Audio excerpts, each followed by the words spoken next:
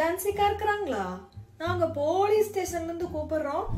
உங்க ஃப்ரெண்டு மோனிசாக்கு நீங்க காசு இன்னும் ரிட்டர்ன் பண்ணலையாமா? அவங்க உங்க மேல கம்ப்ளைண்ட் கொடுத்துருக்காங்க. ஓஹோ, மோனிசாவா? அடுத்த தடவை மெமிக்ரியாவது ஒழுக்கமா பண்ணுடி. என்னடி இது புது நம்பரு? எத்தனை சிம் கார்டு வாங்கியிருக்க? உன்னை போலீஸ் ஜெயில போட போறாங்க. 9 சிம் கார்டுக்கு மேல வச்சிருந்தேன்னா உன்னை எதிர் ஜெயில போடுவாங்க, இல்லனா 50,000 இருந்து 2 லட்சம் வரைக்கும் ஃபைன் போடுவாங்க, இல்லனா ரெண்டுமே சேர்த்து கொடுப்பாங்க. ஓ அப்படியா? என்கிட்ட 3 சிம் கார்டு தான் இருக்கு, நான் சேஃப் தான். நீ வாங்கின 3 சிம் கார்டு பத்தி சொல்ற. உன்னோட பேரெல்லாம் வச்சு இல்லீகலா யாராவது சிம் கார்டு வாங்கினது அதெல்லாம் உனக்கு தெரியுமா? அடடா இல்லையே, எப்படி செக் பண்றது?